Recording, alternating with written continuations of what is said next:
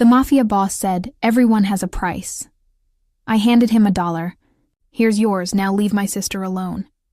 The last lie I told myself was that I could protect Mia from everything if I just worked hard enough. The fluorescent lights in St. Mary's Hospital emergency department had a way of turning everyone into ghosts. I finished my 16th hour on shift with blood on my scrubs that wasn't mine, and exhaustion that was. My hands moved through the motions: dispose of gloves, sanitize, chart the laceration, repair on a construction worker who'd been more worried about losing the day's pay than losing the finger, while my mind was already 3 subway stops away, where Mia was supposedly studying for her sociology midterm.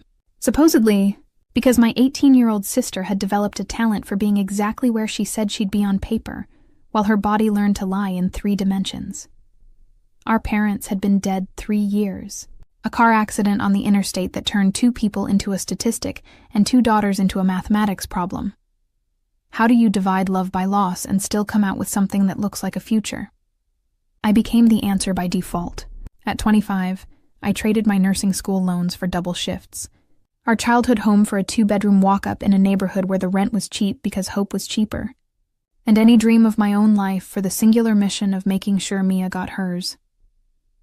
I clocked out at 11:42 and took the subway home with my head against the window, watching the city blur into smears of light that looked like water if you squinted. My phone buzzed twice. The first message was from Mia, studying late at campus library. "Be home by midnight. Love you." The second was from my charge nurse. "You're scheduled for another double tomorrow. Can you take it?" I typed yes before my brain could negotiate with my body. Money was a language I'd learned to speak fluently in the dialect of never enough. The apartment building looked tired in the way old things do when they've given up apologizing for their age. I climbed 3 flights of stairs because the elevator had been broken since August and the landlord had been ignoring phone calls since September. At the door, I fumbled for keys, and that's when I heard the voices in the stairwell below. Young, male, and sharp with the kind of laughter that comes before someone gets hurt. I froze with the key half turned in the lock. She said she'd meet me. "Not you." The first voice carried an edge wrapped in silk. Money voice. Private school vows that had never met a consequence they couldn't buy their way out of. "She texted me too, Vitale. So either your girl is playing games, or you're the one getting played." This voice was different. Colder, flatter. The kind that made you think of winter and basements and things that don't come back. Vitale. I knew that name. Everyone in this city knew that name if they had any sense of self-preservation. The Vitales ran the north side like a private kingdom, and crossing them was a creative form of suicide. Call her your girl again, Russo, and see what happens. Russo, the other crime family. The ones who ran the docks and the gambling and had a body count that made the evening news treat their name like a profanity that had to be bleeped. My hands tightened on the doorknob. Mia's name hovered in the air between them like a third person I wanted to strangle. I yanked the door open and moved back into the stairwell with my exhaustion converting into something sharper. 2 men stood 3 steps apart on the landing below. One in a leather jacket that cost more than my monthly rent, dark curls and a smile that looked like a warning label, and the other in black on black with pale eyes that didn't blink enough to be fully human. "Gentlemen," I said, and the word came out like an accusation. "This building has a no loitering policy. Also a no whatever the hell this is policy." The one in leather, Luca Vitale, I realized. Because I'd seen his face on the news next to his older brothers during some charity gala, where rich men pretended their money wasn't blood-soaked. Looked up with surprise that melted into something else. Appraisal, maybe. Amusement. "You must be the sister," he said, and his grin was all teeth. "Mia talks about you." "Mia talks too much," I said, "and to the wrong people." The pale-eyed one, Marco Russo, because of course it was, tilted his head. "She doesn't seem to think we're wrong. She seems to think we're very right. She's 18, I said, descending 2 steps so I could meet them at eye level, so they could see I wasn't scared even though my pulse was a drum solo against my ribs. "Which means she's an idiot. You're both older, which means you have no excuse." 21 isn't that much older, Luca said, still smiling. "And I really like her. This isn't a game." "Everything's a game to people like you," I said. "And my sister isn't a prize you get to win." Either of you. Marco moved then, just a slight shift of weight, but it was enough to make my spine remember every self-defense class I'd taken at the Y. People like us? He repeated softly. You don't know anything about people like us. I know enough, I said. I know your families have been killing each other for decades. I know anyone caught between you ends up as a headline. I know my sister isn't going to be that headline. The stairwell went quiet, except for the distant sound of someone's television bleeding through the walls. A sitcom laugh track that felt obscene in its normalcy. Luca's smile faded. I won't let anything happen to her. You can't promise that, I said. Not with your last name. Neither can he, Marco said, gesturing at Luca with the casual contempt of someone who'd been born knowing how to make enemies. Which is why both of you need to stay away from her, I said. And I let every hour of exhaustion, every shift spent holding together people who'd been broken by the city's violence, every nightmare about Mia ending up on a gurney in my own emergency department, bleed into my voice. She's not part of your world. She doesn't want to be, and I won't let you pull her into it just because you're bored or lonely or proving something to each other. She wants... Luca started. She's a kid. I cut him off. She wants lots of things. Doesn't mean she gets them. I turned and walked back up the stairs, my legs shaking with adrenaline I couldn't afford to show. Behind me, I heard Marco say something too low to catch, and Luca's response was a curse. I unlocked my door, stepped inside, and locked every deadbolt we had, which was 3 because the previous tenant had been either paranoid or realistic depending on your perspective. The apartment was empty. Mia's door hung open, her room a disaster of textbooks and discarded outfits, her bed still made from this morning. The library text had been a lie. Of course it had. I called her. It went to voicemail. I called again. Same. I texted. Where are you? Not a question. A demand. 3 minutes passed, then 5, then 10. My phone finally buzzed. Campus coffee shop. Sorry, phone died. Charging now. Home soon, promise. I stared at the words and tried to decide if they were true. Truth had become a slippery thing between us. Something that changed shape depending on who was looking at it and what they needed it to be. I didn't sleep that night. I sat at the kitchen table with cold coffee and tried to calculate how many more shifts I'd need to move us somewhere safer. Somewhere with doormen and security cameras and a landlord who fixed things. The math didn't work. It never worked. Mia came home at 12:45 smelling like expensive cologne and lies. She looked at me sitting in the dark and sighed. Elle, you didn't have to wait up. 2 boys were in our stairwell tonight, I said. Fighting over you. Do you know who they are? Her face did something complicated. They weren't fighting. They were about to, I said. Mia, the Vitales, and the Russos. I know who they are, she said, and there was something in her voice I didn't recognize. Defiance, maybe, or the beginning of the kind of stupid that gets people killed. Luca's not like that.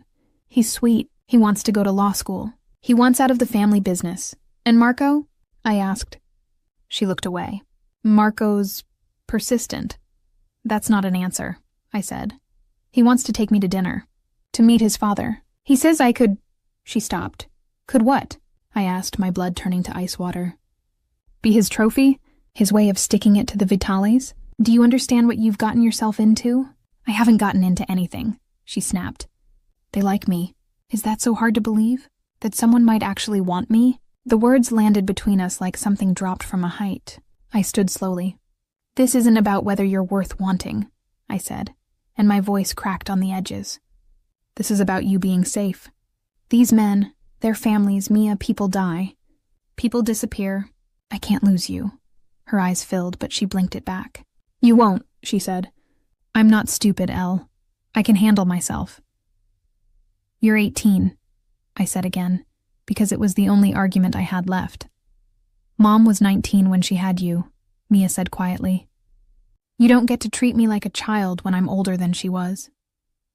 She went to her room and closed the door.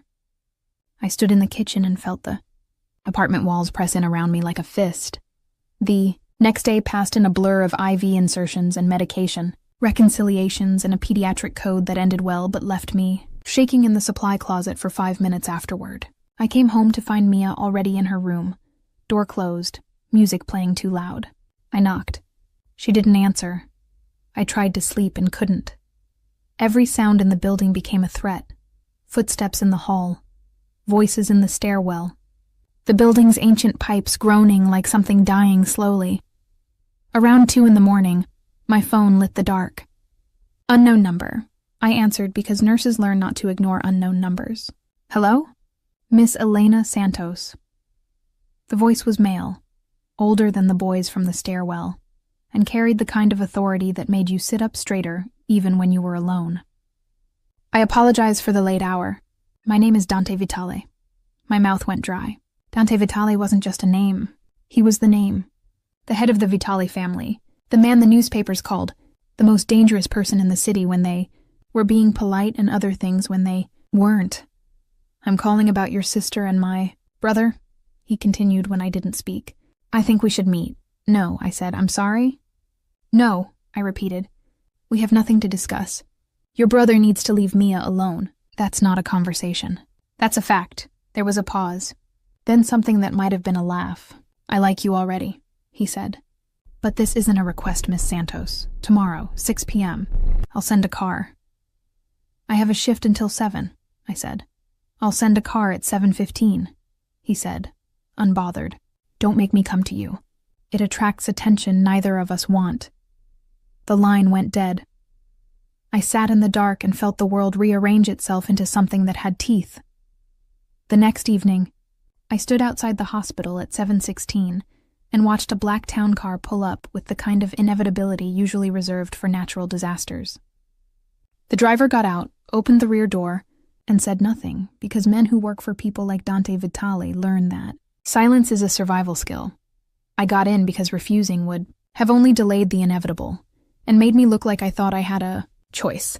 The drive took 20 minutes through neighborhoods that got progressively cleaner, richer, more hostile to anyone without the right last name or bank balance. We pulled up to a building that looked like it had been stolen from a European city and reassembled here brick by brick.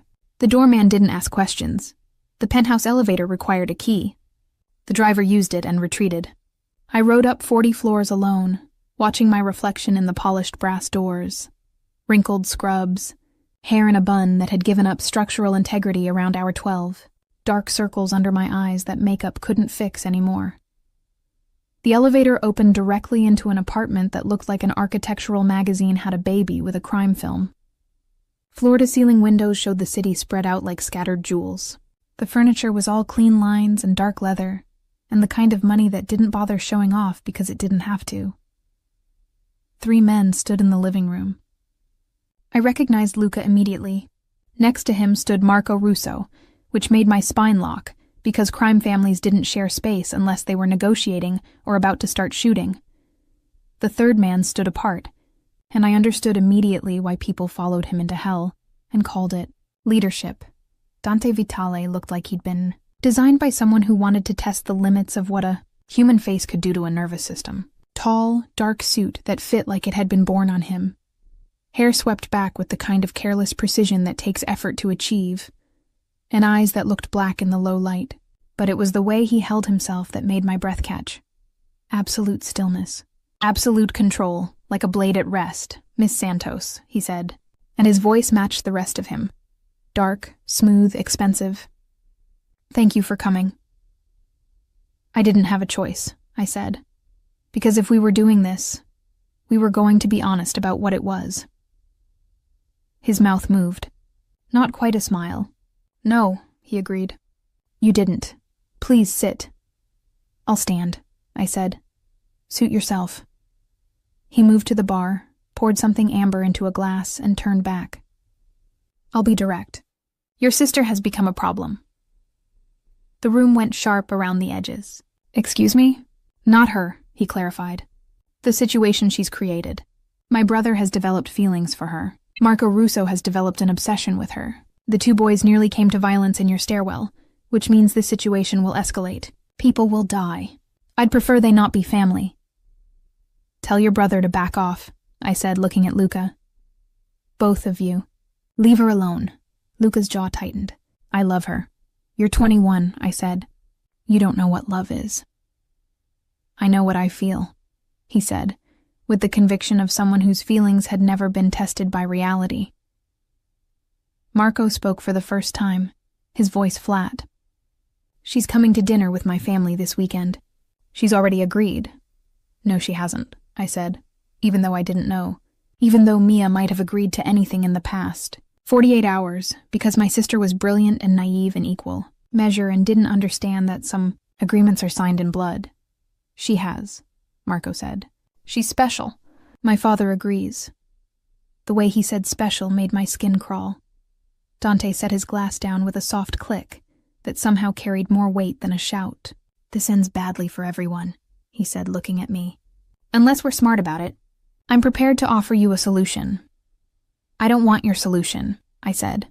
You haven't heard it yet, he said. Everyone has a price, Miss Santos. Name yours. I'll pay your sister to choose correctly. To choose no one. To focus on her studies. To stay out of my world and the Russo's world. Or I'll pay you to convince her. Either way, this problem disappears and everyone walks away alive.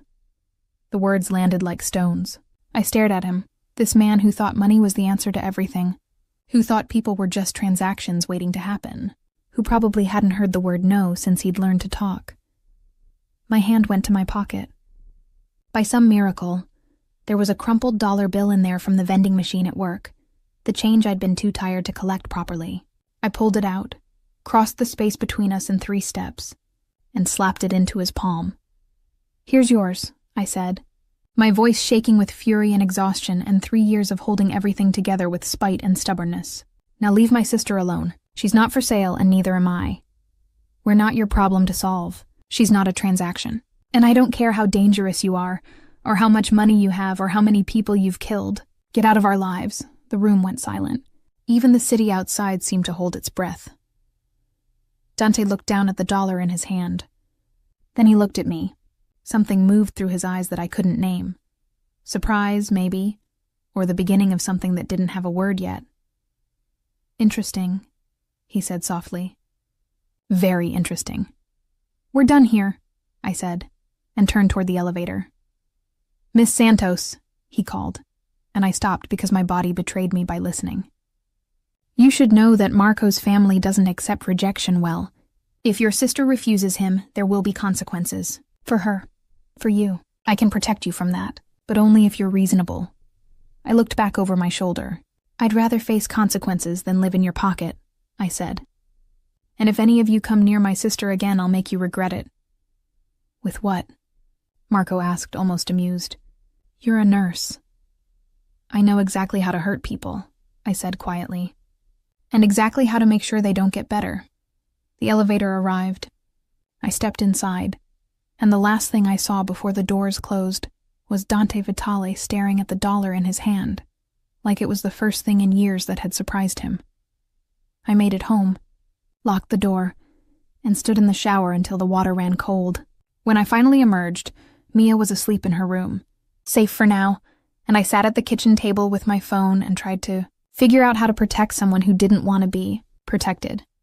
It took 3 days for me to realize he'd kept the dollar. It took 4 days for the first gift to arrive. I came home from a shift to find a box outside our door. No note, no return address, just expensive packaging and a necklace inside that cost more than I made in a month. I put it back in the box and dropped it in the building's trash chute. The next day, there were flowers. I gave them to Mrs. Chen next door. The day after that, I came home to find our building's broken elevator had been fixed. The super said an anonymous donor had paid for the repairs. This is a problem. I told Mia that night over takeout we couldn't afford, but I'd bought anyway because some days you have to pretend things are normal. What is? She asked, scrolling through her phone. Dante Vitale is trying to... I didn't know how to finish that sentence. Buy me? Impress me? Make me disappear under the weight of unwanted favors? She looked up, eyes bright. He's trying to help. He's trying to manipulate, I corrected. Has Luca backed off? Her silence was its own answer. Mia. He wants to meet for coffee, she said. Just coffee. That's not dangerous. Everything about him is dangerous, I said, and I heard the exhaustion bleeding through my voice. The 3 years of weight I'd been carrying finally starting to crack my edges. She reached across the table and took my hand. Elle, I know you're scared, but you can't protect me from everything. I'm not a kid anymore. You'll always be a kid to me, I said, and it was the truest thing I'd spoken in days. That night, I lay in bed and listened to the buildings settle around me. Pipes, voices, footsteps, the sound of the city breathing. My phone buzzed on the nightstand. Unknown number. Again. I considered not answering. Then I considered that not answering would just delay whatever this was, and delay had never been a luxury I could afford. What? I said instead of hello. The gifts offended you. Dante Vitale's voice came through the line like smoke. Noted. The gifts were bribes, I said. They were apologies, he said. For making you feel like you're something that can be bought. You're not. I learned that when you threw $1 at me like I was a parking meter. Despite myself, my mouth twitched. Don't call me again. I need to, he said. And there was something different in his tone. Something that sounded almost like honesty. Marco's family is planning something. My sources say they're going to make a move on your sister this week, probably Friday when she has her late class. My blood turned to ice. You're lying. I don't lie about danger, he said. I benefit from it sometimes. I cause it often, but I don't lie about it. Your sister is in real trouble, Miss Santos. Let me help. Why do you care? I asked. Why would you help us? The pause stretched. Then, because you handed me $1 and looked me in the eye and told me to leave. Do you understand how many people would kill for the privilege of being in the same room as me? How many women would have taken everything I offered and asked for more? You threw it back in my face. You're either the stupidest person I've ever met or the most interesting. I'm trying to figure out which. I'm exhausted, I said, and I'm done with this conversation. Friday, he said. 7 p.m.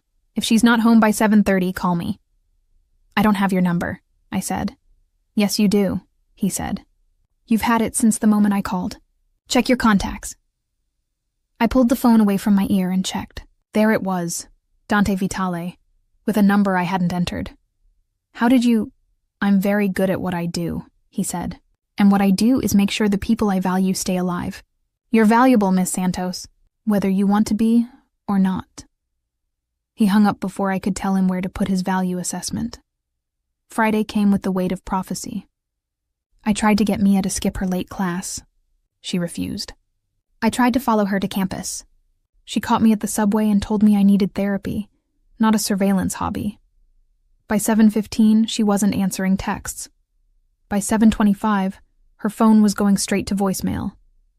At 7:29, I stared at Dante Vitale's contact information and felt pride and fear go to war in my chest. Fear won, I called.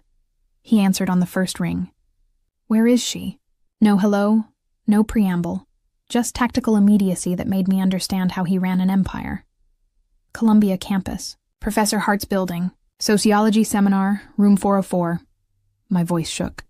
Stay there, he said. Lock your door. I'll bring her home. I'm coming with you, I said. Miss Santos. She's my sister, I said. I'm coming with you or I'm going alone. Choose. Another pause. Then something that might have been respect bleeding into his tone. 15 minutes. Be outside your building. He made it in 10. The car that pulled up was different from the town car. Black SUV, tinted windows.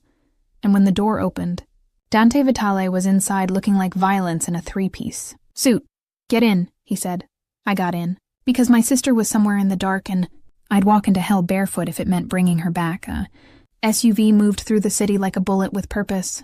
Dante sat across from me, phone pressed to his ear, issuing commands in a voice that made grown men restructure their entire evening around his syntax.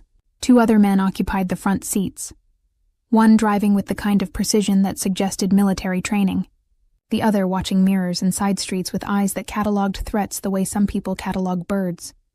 3 vehicles, Dante said into the phone. Russo colors, parked on Amsterdam between 116th and 117th. I want eyes on all exits. If she's still in the building, we extract quietly. If they've moved her, I want to know where before they make it 10 blocks. He paused, listening. I don't care what you have to do. Find her! He ended the call and looked at me. In the passing streetlights, his face was all sharp angles and controlled fury. When we get there, you stay in the car. No, I said. Miss Santos, Elena, I said. If you're going to risk your life for my sister, you can use my first name. Something flickered across his expression. Elena, he repeated, and the way he said it made my name sound like something that had weight. These men are dangerous. They won't hesitate to hurt you if it gives them leverage. Then don't give them the chance, I said. I'm not staying in the car while my sister is in there. He studied me for a long moment. Then he reached beneath his seat and pulled out a vest. Kevlar, compact, the kind that said he kept these on hand for exactly this type of emergency. Put this on. I took it without argument and fastened it over my scrubs. It was heavy and smelled like gun oil and something else I couldn't name. Safety, maybe, or the illusion of it. If I tell you to run, he said, you run. If I tell you to get down, you get down. If I tell you to do anything, you do it without question. Understood? Understood, I said, because now wasn't the time for pride. The driver spoke without taking his eyes off the road. 2 minutes out, Dante's phone buzzed. He answered, listened, and his jaw tightened. She's still inside. 4th floor. They have 3 men with her. He looked at me. She's alive. Scared, but alive. The relief hit me so hard I had to close my eyes for a second. When I opened them, Dante was still watching me with an expression I couldn't read. We'll get her out, he said, and it wasn't a promise. It was a fact he was willing to make true with violence if necessary. We pulled up 2 blocks from the building. Dante's men materialized from other vehicles like shadows gaining substance. 6 of them, all dressed in dark clothes, all moving with the coordinated efficiency of people who'd done this before. Dante gave instructions in a low voice, and they dispersed to cover exits and establish perimeter. Stay close to me, Dante said, and then we were moving. The building was one of those old academic structures that looked like it had been built when people still believed in the permanence of institutions. Stone facade, heavy doors, the kind of hallways that echoed. Dante moved through it like he'd memorized the blueprints, and maybe he had. His hand rested near his jacket, where I knew a gun lived, and I tried not to think about how normal that felt in this moment. We took the stairs because elevators were traps. By the 3rd floor, my legs were burning and my heart was a war drum against my ribs. Dante glanced back once to make sure I was keeping up, and I met his eyes with a look that said I'd crawl up these stairs on broken glass if that's what it took. The 4th floor hallway was empty except for institutional lighting and the smell of old coffee. Dante held up a hand and we stopped. He tilted his head listening. Then I heard it too. Voices, male, coming from room 404. The same room where Mia's seminar met. Dante pulled out his phone and sent a text. Seconds later, his men emerged from the stairwell at the far end of the hall. Synchronized. Tactical. They took positions on either side of the door. When we go in, Dante said quietly to me, you stay behind me. Get to your sister and get her out. Don't stop for anything. I nodded because my throat had forgotten how to make words. He tested the door handle. Locked. One of his men produced a small tool, worked it for 3 seconds, and the lock gave with a soft click that sounded like permission. Then everything happened in the space between heartbeats. The door swung open. Dante moved through it with his gun drawn, and his voice cutting through the room like a blade. Nobody moves. 3 men stood around Mia, who was sitting in a chair looking small and terrified and furious all at once. The men reached for weapons.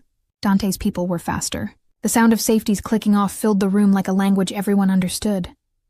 Hands, Dante said, and his voice had gone to that place where temperature drops before a storm. Now. The men complied because the alternative was a very short conversation with mortality. I pushed past Dante and went straight to Mia. Her hands were bound behind the chair with zip ties, and there was a bruise forming on her cheek that made something in me go cold and sharp. I've got you, I said, working at the ties with shaking fingers. One of Dante's men handed me a knife without being asked. I cut through the plastic and Mia fell forward into my arms, sobbing. They said they were taking me to Marco, she choked out. They said his father wanted to meet me. Then they grabbed me and... Elle, I'm sorry, I'm so sorry. You're okay, I said into her hair, holding her like I could fuse us back into one person who couldn't be torn apart. You're okay now. Gentlemen, Dante said to the 3 men, and his tone was conversational in the way that preceded something terrible. "Tell Marco that if he comes near either of these women again, I will personally ensure he understands the mistake. And tell his father that this is the only warning he gets. The next time I won't be polite." One of the men, older with a scar that bisected his eyebrow, spat on the floor. "The Russos don't take orders from Vitales. You do now," Dante said, and the finality in his voice made the man's face go pale. We left the building with Mia between us, Dante's men forming a protective circle that moved like a single organism. No one followed. No one was stupid enough to try. In the SUV, Mia curled against me and cried until she had no tears left. Dante made phone calls, to lawyers, to doctors, to people whose jobs apparently included making problems disappear. He never once told Mia to stop crying, or to be strong, or any of the useless things people say when they don't understand that sometimes you need to break before you can be whole again. When we pulled up to my building, I started to get out. Dante's hand on my arm stopped me. "You can't stay here," he said. "This is our home," I said. "This is where Marco knows to find you," he said. "What happened tonight?" That was a message. The next time will be a conclusion. You need protection, real protection. "We'll be fine," I said, but the words sounded hollow even to me. Dante's eyes held mine. "I have an estate outside the city. Separate wing for guests. 24-hour security, staff who know how to be invisible when needed. You and Mia can stay there until I've neutralized the threat." "We're not your responsibility," I said. "You became my responsibility the moment my brother got involved with your sister," he said. "And you became something else entirely the moment you handed me that $1 and looked at me like I was just a man who needed to learn better manners." Mia lifted her head from my shoulder. "Elle, please. I can't stay here. Every shadow is going to be them. Every sound. I can't." I looked at my sister's face. Bruised, terrified, young in a way that made my chest ache, and knew I'd already lost this argument. "Fine," I said to Dante. "But we pack our own things, and this is temporary." "Of course," he said, in the tone of someone who knew temporary had a way of becoming permanent, if you were patient enough. We packed in 20 minutes. Clothes, toiletries, Mia's textbooks, the photo albums I'd kept from our parents' house because some things you carry even when they're heavy. Dante's men loaded our bags into the SUV like they moved people in the middle of the night regularly. Maybe they did. The drive to the estate took 40 minutes, moving away from the city's dense chaos into the kind of landscape where trees had space to be themselves, and houses sat behind gates that said money without having to shout. The Vitale estate rose out of the dark like something from another century. Stone and iron, and the kind of architecture that suggested permanence was a given, not a hope. The gates opened without anyone pressing anything. Security cameras tracked our progress up the long driveway. The house itself was sprawling without being ostentatious, beautiful in the way that things are when they don't have to prove anything. Inside, the air smelled like wood polish and old money and something green from the flower arrangements that populated every surface. A woman in her 50s with kind eyes and capable hands introduced herself as Teresa, the house manager. She showed us to the west wing, our wing, she said, with rooms that had their own bathrooms and views of gardens that probably looked spectacular in daylight. "Anything you need," Teresa said. "You pick up the phone and press 9. Someone will answer. Always." Mia chose the room closest to mine because 3 hours ago she'd been tied to a chair and distance wasn't something she could tolerate yet. I helped her into bed, smoothed her hair like I used to when she was small, and nightmares were simpler things. "He saved me," she whispered. "Dante, he's not what I thought." "What did you think?" I asked. "A monster," she said. "Luca talks about him like he's this cold, ruthless thing. But tonight he looked at me like I mattered, like I was someone's sister, and that made me worth saving." "You are worth saving," I said. "You've always been worth saving." "I know," she said. "But it's different when someone who doesn't have to care still does." I kissed her forehead and left her to sleep, though I knew sleep would be a difficult negotiation tonight.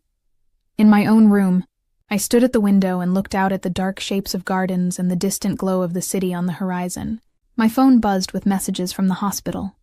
My supervisor asking if I was okay. Could I cover tomorrow's shift? They were short-staffed again. I texted back that I'd had a family emergency and needed a few days. She responded immediately, "Take what you need. Family first." I showered in a bathroom with heated floors and water pressure that felt like a luxury I'd forgotten existed. When I emerged, someone had left a tray outside my door: tea, toast, fruit, and a note in elegant handwriting. "Teresa said you might be hungry. You're safe here." D.I. took the tray inside and sat on the bed that was somehow exactly the right firmness and tried to figure out how my life had become something I didn't recognize in the span of a week. Sleep came in fits and starts. I woke at 3 a.m. from a dream where Mia was drowning and I couldn't reach her no matter how fast I swam. My heart was racing and my skin felt too tight. I got up, pulled on the robe someone had thoughtfully left in the closet, and went looking for water. The house at night was a different creature than the house by day. Moonlight through tall windows made geometry out of shadows. I found my way to the kitchen by instinct and luck. A massive room with professional-grade everything and a refrigerator that could have housed a family of 4. I was pouring water from a pitcher when a voice behind me said, "Can't sleep either?" I didn't jump because nurses learn not to startle easily, but it was a near thing. Dante stood in the doorway in dark pajama pants and a t-shirt that made him look younger, and somehow more dangerous without the armor of his suits. His hair was mussed like he'd been running hands through it. "Bad dreams," I said. "Those are going around," he said. He moved into the kitchen and opened a cabinet like he knew where everything lived, pulling down a bottle of whiskey and 2 glasses. "Drink?" "I shouldn't," I said. "Neither should I," he said. "But I'm going to anyway. Join me or don't." He poured 2 fingers into each glass and slid one across the counter to me. I picked it up because the night felt too big to face without some kind of fortification. We stood in silence for a moment, drinking. The whiskey burned in a way that felt like honesty. "Thank you," I said finally. "For tonight? For Mia." "You don't need to thank me," he said. "I do," I said. "You didn't have to come. You could have sent your men, but you came yourself." He looked at me over the rim of his glass. "Did you really think I'd send someone else?" "I don't know what I thought," I said. "I don't know you." "No," he agreed. "You don't, but you're learning. So teach me," I said. "Tell me who Dante Vitale is when he's not being the most dangerous man in the city." He laughed, short and sharp. "That's the problem. I'm always that man. I don't get to take it off." "Everyone gets to take off their armor sometimes," I said. "Not when people's lives depend on you keeping it on," he said. And there was something raw beneath the words. "My brother, for instance. Do you know how old I was when our father died?" "No," I said. 19, he said. "Luca was 7. He doesn't remember what it was like before I took over. He thinks this life is normal. The money, the power, the way people move when we enter a room. He doesn't remember that we used to be something else, something smaller. He doesn't remember our father bleeding out on a warehouse floor while I held him and promised I'd take care of everything, that I'd keep us safe, keep the family together." He poured more whiskey, his hand steady even though his voice wasn't. "I raised him. I sent him to good schools. I kept him out of the business as much as I could.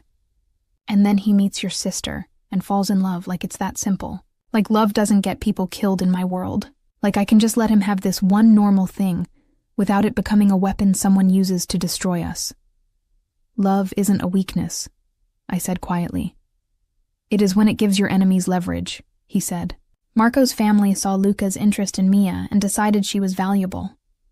If Luca hadn't met her, she'd be safe. If he wasn't a Vitale, she'd be safe. But he is, and she's not. And now I have to figure out how to protect both of them without starting a war that will kill hundreds of people who didn't ask to be part of this." "You can't control everything," I said. "Watch me try," he said, and there was something bleak in his smile. I set down my glass and looked at him, really looked at him. "You're exhausted," I said. "When's the last time you slept a full night?" "Define full," he said. "More than 4 hours," I said. He thought about it. 2 months ago, maybe 3. "That's not sustainable," I said, falling into nurse mode because some habits are too useful to break. "Your body needs rest. Your brain needs rest. You can't protect anyone if you're running on empty. I don't have a choice, he said. There's always a choice, I said. You could walk away. Let someone else lead. Live your own life. He looked at me like I'd suggested he sprout wings. Could you walk away from Mia? The question landed like a stone in still water. No, I admitted. Then you understand, he said. We're the same, you and I. We're the ones who carry it, who hold the weight so other people don't have to. It's lonely, I said, because it was. Yes, he said. It is. We stood there in the quiet kitchen with the moon painting everything silver, and I understood something I hadn't before. Dante Vitale was powerful and dangerous and ruthless, but he was also tired and trapped and human beneath all the armor he wore. The dollar, he said after a while. Why did you do that? I smiled despite myself. You really want to know? I've been thinking about it for a week, he said. You looked at me like I was a problem with a simple solution. Like I was just a man who needed to be reminded that not everything is for sale. Because you're not, I said. A god, I mean. You're just a man who's very good at making other people believe you are. But I've spent 3 years holding people together while they bled, Dante. I've seen men who thought they were invincible discover they were just breakable in expensive suits. The dollar was me reminding both of us that you're human, that your power ends where my sister's life begins. He stared at me like I'd done something indecent. Every woman I've ever known has wanted something from me. Money, status, protection, access.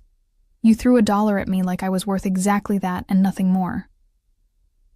Maybe that's what you needed, I said. Maybe it was, he said quietly. He set down his glass and moved closer, not touching, just standing near enough that I could feel the heat coming off him.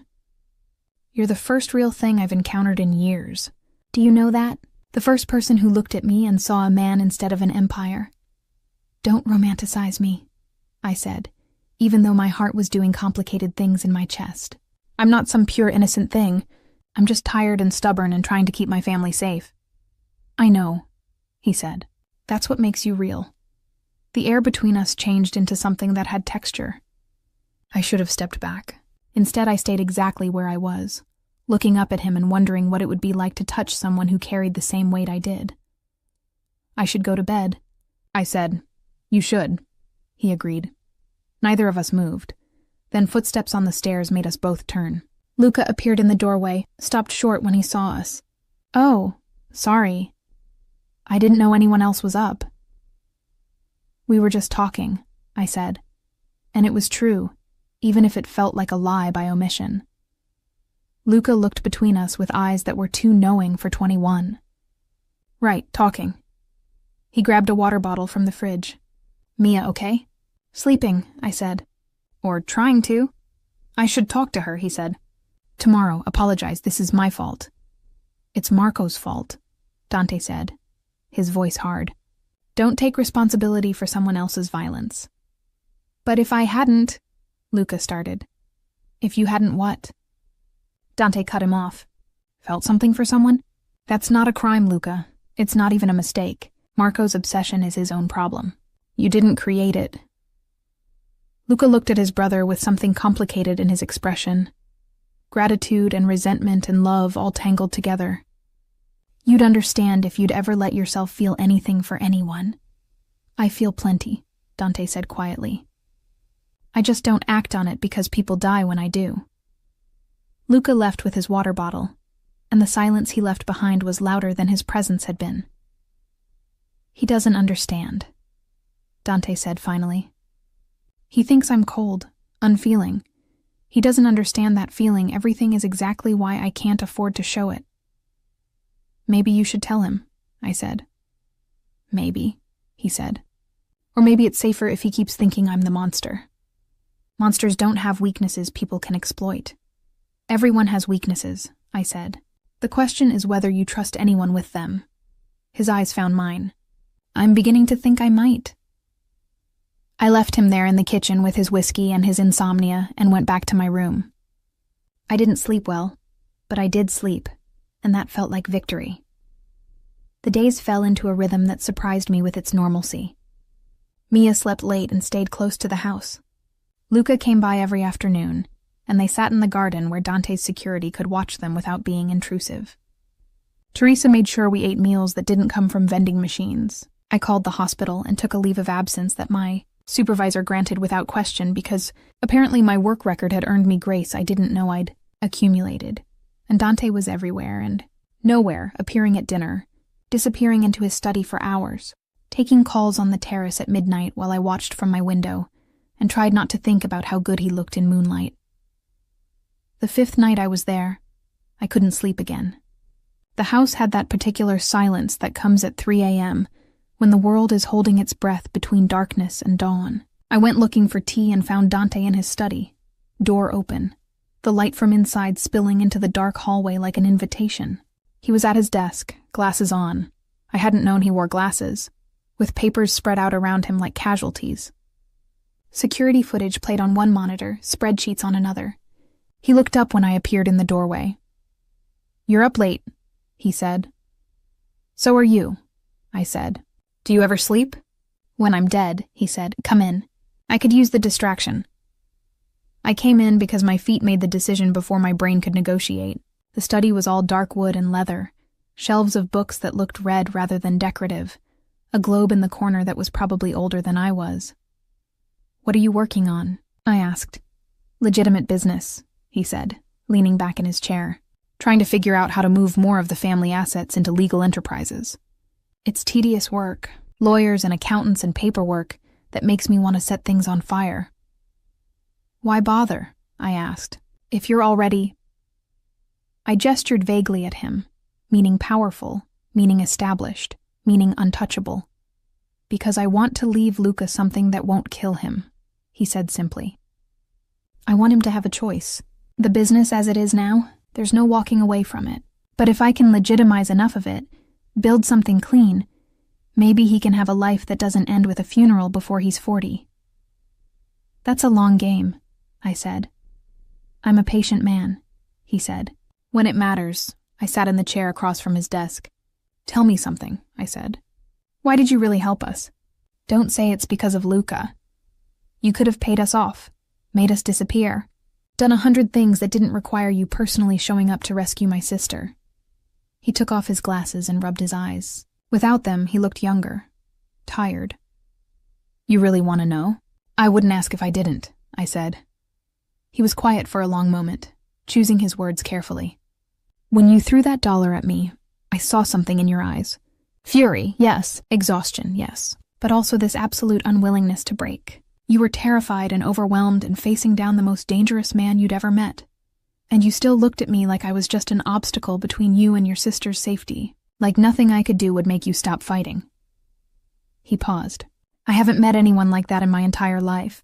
Everyone I know has a breaking point. Everyone can be bought or scared or convinced to stand down.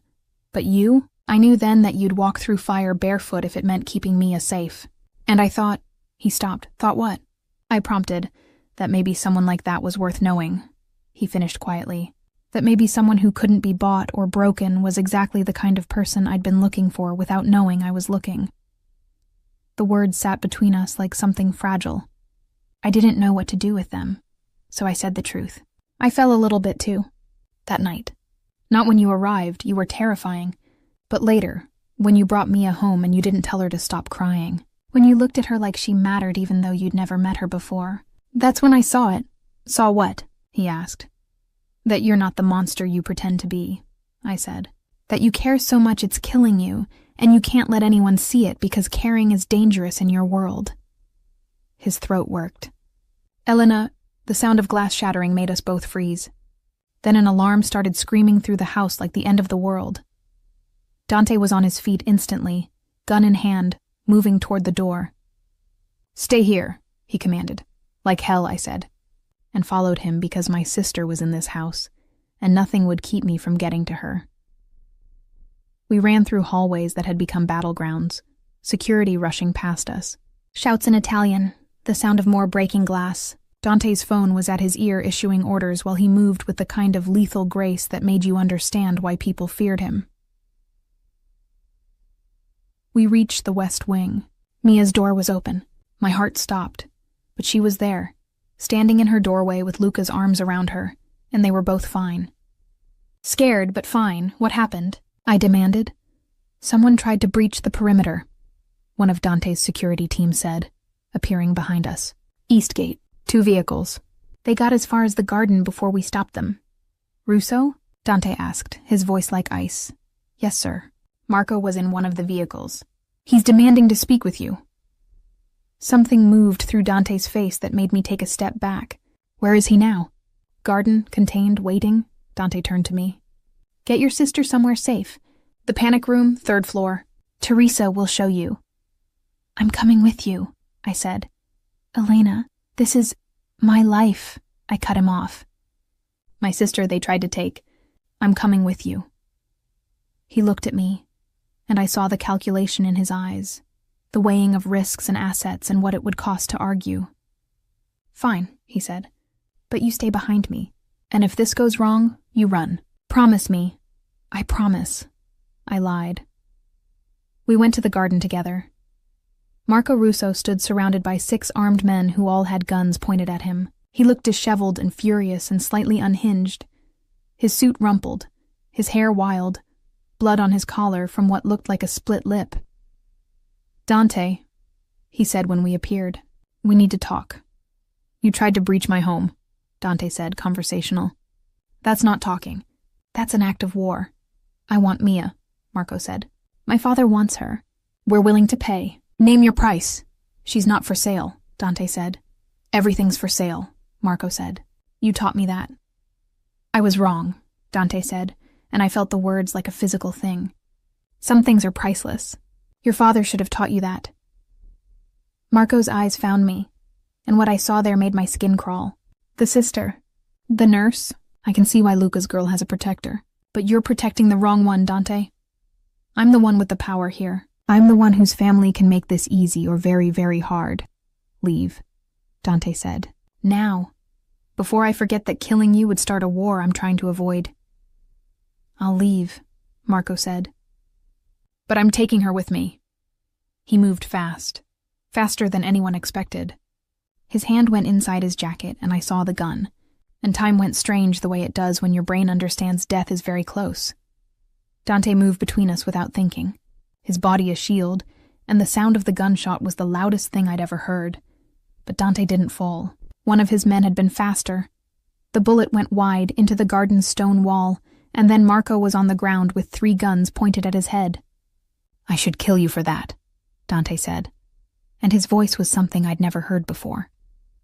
I should put a bullet in your head and end this now. But you won't, Marco said, blood running from his mouth where someone had hit him. Because you're trying to be legitimate. Because you're trying to be better. It makes you weak, Dante. No, Dante said quietly. It makes me patient. Get him out of here! Call his father. Tell him if Marco comes near any of these women again, I will consider it an act of war and respond accordingly. They dragged Marco away.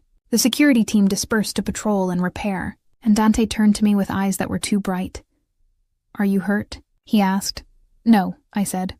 You moved so fast, I wasn't going to let him hurt you, he said. I couldn't. He stopped, like the sentence had too many endings, and he didn't know which one to choose. We stood there in the garden with the dawn starting to break on the horizon, turning the sky the color of a bruise healing. Something had shifted between us in the past few minutes, some understanding that went deeper than words. Come with me, I said, taking his hand because my body made decisions before my mind could intervene. Where? He asked. Somewhere quiet, I said. Somewhere we can both breathe for 5 minutes without someone trying to kill someone. He let me lead him inside, through halls that were starting to show signs of staff cleaning up the chaos, to the library. A massive room with floor-to-ceiling books and leather furniture, and windows that looked out on the garden where we'd just faced down death. I poured wine with shaking hands. He took the glass and drank like it was medicine. We sat on the leather sofa, not quite touching, and let the adrenaline bleed out of us slowly. I thought he was going to shoot you, I said finally. He would have missed, Dante said. You don't know that, I said. You can't know that. You moved without thinking. I moved exactly because I was thinking, he said, turning to look at me. I was thinking that if anything happened to you, I would burn this entire city to the ground. I was thinking that somewhere in the past week, you became something I couldn't afford to lose. I was thinking... I kissed him before he could finish the sentence because the words were too big, and I needed to make them physical, make them real. His mouth was warm and tasted like whiskey and something darker, and for a moment he froze in surprise. Then his hands came up to cup my face like I was something breakable, and he kissed me back with a careful intensity that made my whole body go liquid. It was desperate and clumsy, and perfect in the way that first kisses are when they're between two people who've been holding back too long. His thumb stroked my cheek. My fingers tangled in his hair. The world outside the library disappeared, and for 30 seconds, there was just us, and this thing between us that had teeth. Then his hand moved to my waist, and something in me locked up. The touch was gentle, but suddenly I wasn't in the library anymore. I was 14 and watching my father grab my mother the same way. Watching her flinch, watching him tighten his grip like ownership instead of affection. My breathing went shallow. My body went rigid. Dante pulled back immediately, his hands lifting away from me like I'd burned him. "Elena, what's wrong?" I couldn't speak. Couldn't get air. The panic was a fist around my throat. "Look at me," he said gently, his voice cutting through the static in my head. "Elena, look at me." I forced my eyes to his face. He was watching me with concern and confusion and no trace of anger. "I'm sorry," I managed. I thought I could... "Hey," he said softly. "You don't have to explain. We don't have to do anything. Just breathe, okay? Breathe with me." He took a long, slow breath, and I tried to match it. In through the nose, out through the mouth. Again. Again. Slowly, the panic started to recede like a tide going out. "I'm sorry," I said again when I could speak. "I wanted to. I do want to. But when you touched me, my father, before he died, he wasn't always kind to my mother. He would grab her, hurt her, and sometimes when someone touches me certain ways, I just..." Understanding moved across his face, followed by something that looked like pain. "Elena, I would never..." "I know," I said. "Logically, I know, but my body doesn't always listen to logic." He was quiet for a moment, his jaw working like he was trying to find the right words. "Thank you for telling me," he said finally. "And I need you to hear this. We don't move forward until you're ready. A month, a year, forever, I don't care. I can wait as long as you need. You're not something I'm trying to acquire or win. You're someone I'm trying to deserve." The words cracked something open in my chest. Tears came without permission, and I hated them for making me vulnerable when I needed to be strong. "Come here," he said, and he opened his arms in invitation, not demand. I moved into them because I needed to be held by someone who understood that holding wasn't the same as keeping. He wrapped his arms around me carefully, like I was glass that had already been broken once. I cried into his shirt while he stroked my hair and said nothing because there was nothing that needed to be said. "I want to be ready," I whispered eventually. "I want to be able to do this without falling apart." "You will be," he said against my hair. "When you are, I'll be here. And until then, I'm still here. This doesn't change anything." We stayed like that until dawn turned the library golden, until my tears dried and my breathing steadied and I felt like myself again. He held me the whole time like it was the easiest thing in the world. When I finally pulled back, his shirt was damp and his eyes were soft. "Better?" he asked. "Better," I agreed. "Good," he said. "Now go get some sleep. Real sleep. Doctor's orders." "You're not a doctor," I said. "No," he agreed, "but I am very good at giving orders." I left him in the library and went back to my room as the house woke around me. In my bed, with the morning light painting patterns on the ceiling, I thought about trust and trauma and how sometimes healing looks like admitting you're broken. And I thought about how Vitale had held me while I fell apart and never once tried to put me back together, the way he wanted me to be. That, I realized, was what love looked like when it was real. The days after Marco's attempt on the estate moved with the strange slowness of aftermath. Security doubled. Patrols tripled. The house became a fortress within a fortress, and I watched Dante transform from the man who'd held me in the library to something harder, colder, more dangerous. He disappeared into meetings that lasted hours, phone calls that stretched past midnight, and I understood that whatever was coming next would be brutal. Mia stayed close to Luca, and I stopped trying to separate them. Some battles you can't win, and some you realize you were fighting for the wrong reasons. He loved her. She loved him. And in a world where people like Marco existed, maybe having someone who would die for you wasn't the worst thing. I found myself in Dante's study one afternoon while he was gone, drawn by the same curiosity that had gotten me into trouble as a child. The files on his desk were marked with names I recognized from news reports. Russo family members, business associates, the complex web of alliances that held the criminal underworld together like a spider's silk. One file caught my attention, Marco Russo medical records. I opened it because nurses are incurably nosy about medical histories, and what I found made my blood run cold in a completely different way than expected. Hospital admission 3 months ago. Psychiatric evaluation. Notes about pressure from family. Threats against his life if he didn't secure the Santos girl. References to his father's increasingly erratic behavior and demands. A prescription for anxiety medication that had been filled and refilled with alarming frequency. Marco wasn't just obsessed. He was being coerced. I took photos of the relevant pages with my phone and went looking for Dante. I found him in the garden with 2 of his men, discussing security rotations. When he saw my face, he dismissed them immediately. "What's wrong?" he asked. "I need to show you something," I said, and pulled up the photos. "Marco, he's not acting alone. His father is blackmailing him into pursuing Mia. Look at these notes.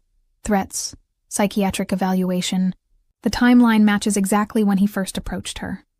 Dante's jaw tightened as he scrolled through the images. "Where did you get these?" "Your desk," I said. "I'm sorry, I was curious," he finished. "I know. It's one of the things He stopped, refocused. "This changes things." "How?" I asked. "Because Marco's father is old guard," Dante said. "He's been trying to start a war for years to consolidate power. If he's using his own son as a pawn, then this isn't about Mia at all. It's about creating a conflict that forces other families to choose sides. So what do?" I asked. He looked at me, and something in his expression made my stomach flip. "We end it. Tonight. I'm meeting with the heads of the 5 families. Neutral ground. I'm going to expose what Marco's father has been doing and offer Marco a way out." "That's dangerous," I said. "Everything I do is dangerous," he said. "But this time I have something I didn't have before." "What's that?" I asked. "Proof," he said, holding up my phone. "And you." I went with him because by this point arguing felt performative. We drove into the city as the sun set, painting everything the color of warning. The meeting was in a restaurant that had been closed for a private event. Neutral ground, Dante explained, where bloodshed was forbidden by old agreements that predated any of us.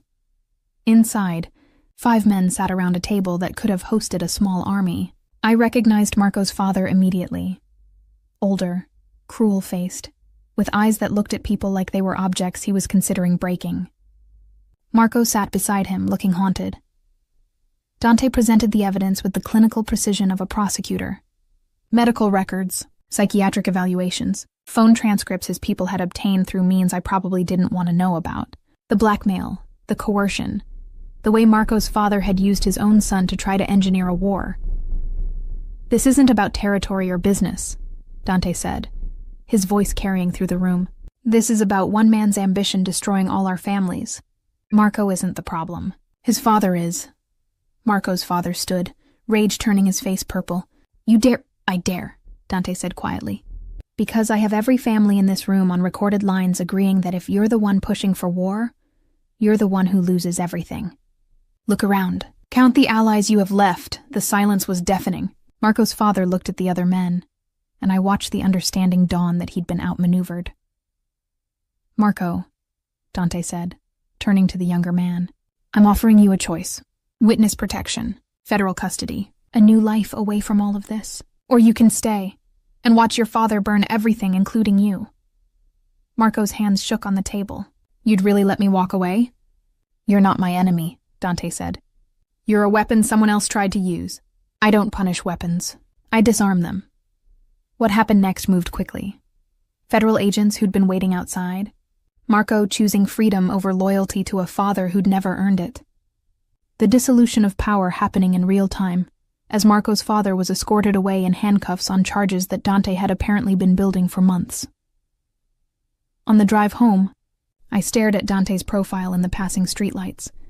"You planned all of this," I said. "I've been planning it since Marco first approached Mia," he said. "I just needed the right moment." "And I gave you the evidence," I said. "You gave me the missing piece," he corrected. "The thing that made it irrefutable." Back at the estate, the house felt different, lighter, like a weight had been lifted from foundations that had been bearing it too long. Mia and Luca were in the garden, and when we told them it was over, truly over, Mia cried with relief. Dante found me later on the terrace, watching the stars pretend the city's light pollution didn't exist. He handed me a glass of wine and stood beside me in comfortable silence. "Thank you," he said finally. "For what?" I asked. "For being exactly who you are," he said. "For not pretending to be softer or harder than you are. For throwing that dollar at me and making me remember that some things matter more than power." I turned to look at him. "I've been thinking," I said. "Dangerous pastime," he said, but there was warmth in it. "About the library," I said. "About what happened. What didn't happen." His expression grew serious. "Elena, I meant what I said. We don't have to—" "I know," I said, "but I want to. Not because I'm ready to stop being afraid, but because I'm ready to try being brave." Something moved through his eyes like light on water. "When?" he asked quietly. "Now," I said. "If you want, but somewhere beautiful, somewhere that feels like a beginning instead of all the heavy things we've been carrying." He thought for a moment. "I know a place," he said, and took my hand. He led me through the garden to a greenhouse I hadn't noticed before. Glass walls that caught moonlight and turned it into something ethereal, night-blooming jasmine filling the air with sweetness, orchids in impossible colors climbing toward a ceiling that was all stars. "I come here when I need to remember there are still beautiful things," he said. "Things that grow instead of just taking space." The greenhouse was warm and alive and felt like the opposite of every violent thing that had touched our lives. I turned to face him, took both his hands, and let myself be completely honest. "I want this," I said. "Here where it's beautiful and alive, where I can trust you with every part of me. Are you sure?" he asked, his voice careful. "We have forever if you need it." I answered by pulling him closer, by pressing my mouth to his, and feeling him respond with a gentleness that made my whole body understand this was different. This was choice. This was mine. The kiss deepened, and this time when he touched my waist, I didn't freeze. I leaned into it, let myself feel the warmth of his hands, the steady strength of him. "Slow," I whispered against his mouth. "As slow as you need," he promised. I took my time, unbuttoning his shirt with fingers that trembled but didn't stop. He let me set the pace, his hands steady on my hips, his eyes on my face watching for any sign I needed to stop. When I pushed the shirt from his shoulders, his skin was warm under my palms. "You're beautiful," I said, and meant it. Not just his body, but the way he was letting me lead, the trust in his stillness. He helped me out of my dress with careful hands, asking permission with his eyes before each movement. When I stood in just moonlight and vulnerability, his breath caught. "You're breathtaking," he said, voice rough with restraint. He laid his jacket on the mosaic floor, arranged orchid petals for softness, and lowered me down like I was something precious. The cool tiles beneath the fabric, the warm air around us, the scent of jasmine mixing with his skin, all of it combined into something that felt safe and wanted, and entirely ours. "If you need to stop," he said, close now but still asking, "tell me. Nothing matters more than you feeling safe." "I feel safe," I said, and pulled him closer. It's never felt so right. We moved together with patience, his hands learning the map of me, while mine traced the scars on his back, the tension in his shoulders, all the places he carried weight. Each touch was a question I answered with trust. Each kiss deepened the connection between us. You keep me safe, I whispered, as we became as close as two people can be, wrapped in each other and the choice we'd made. It's a promise, he said, always. What we shared was ancient and new, gentle and profound, his voice in my ear telling me I was perfect, telling me this moment mattered more than anything. My hands in his hair, his mouth on my throat, the world narrowing to just emotion and safety, and the strange alchemy of two broken things making something whole. When overwhelming feelings washed over me, it felt like release in more ways than one. Letting go of fear, of control, of the walls I'd built to keep myself protected. He experienced the same moments later, my name on his lips like a prayer, and we stayed held together while the world reassembled itself around us. After, we lay on his jacket with flower petals in my hair, and his hand tracing lazy patterns on my shoulder. The greenhouse held us in its glass heart while the moon watched through the ceiling. Thank you, I said quietly. For what? He asked. For seeing me, I said. For making this ours. For being patient when I needed patience, and present when I needed presence. He kissed my forehead, and I felt the smile against my skin. Thank you for giving me your trust, for choosing me. We stayed there until dawn threatened, then dressed slowly and returned to the house as it began to wake. In my bed, wrapped in sheets that smelled clean and safe, I slept better than I had in years. The weeks that followed felt like learning to live in a new language. Dante began the slow work of legitimizing more of the family business. Meetings with lawyers and accountants, investments in legal enterprises, building something Luca could inherit without it killing him. Mia went back to her classes with security that was invisible but present. Luca started studying for the LSAT, because some dreams are worth pursuing even when they seem impossible. And Dante and I learned each other in all the ways that matter. The way he took his coffee, the scar on his shoulder from a knife fight when he was 17, how he'd read to Luca every night after their father died until the boy could sleep without nightmares, the way he looked at me like I was the answer to a question he'd been asking his whole life. I learned that he was afraid of very few things, but losing the people he loved made the list. That he'd been alone for so long, he'd forgotten what it felt like to come home to someone who cared if he made it through the day. That beneath all the power and danger was just a man who'd been 19 and terrified, and had built an empire out of desperation and duty. 2 months after the greenhouse, I woke up nauseous. I ignored it for 3 days before the pattern became undeniable. I took the test in a gas station bathroom because I couldn't wait until I got home, and when the second line appeared, I sat on the toilet lid and tried to figure out how I felt. Terrified, elated, completely unprepared. All of it at once. I told him in the greenhouse because it felt right, returning to the place where we'd begun. He was checking the jasmine blooms when I found him, and the look on his face when he saw me was so soft it made my chest ache. I have to tell you something, I said. Okay, he said, setting down his pruning shears and giving me his full attention. I'm pregnant, I said, and watched his face do several complicated things in rapid succession. Shock, joy, fear, wonder, settling finally into something that looked like devotion made visible. He couldn't finish the sentence. Instead, he crossed to me and pulled me into his arms, holding me like I might evaporate. You've given me everything. Purpose beyond power, a future beyond survival. I'll spend my life earning this. I laughed through tears I didn't know I was crying. You already have. We told Mia and Luca over dinner that night. Mia screamed and hugged me so hard I couldn't breathe. Luca shook Dante's hand with a solemnity that made him look older than 21. I'm going to be an uncle, he said, wonderstruck. You're going to be a lot of things, Dante said. Starting with the best man at our wedding, I looked at him. Is that a proposal? It's a statement of intent, he said.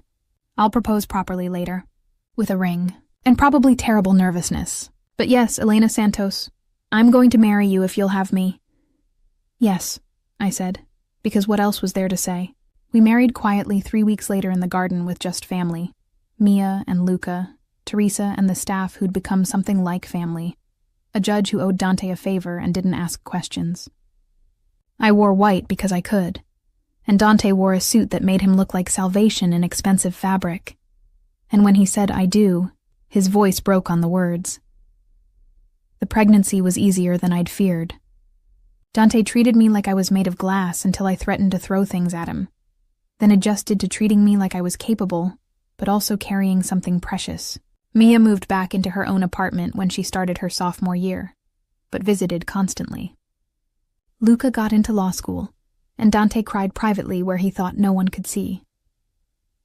Our son arrived on a Tuesday morning in spring, screaming his displeasure at the world with lungs that suggested he'd inherited his father's stubbornness. We named him Leo, and when Dante held him for the first time, I watched him fall in love all over again.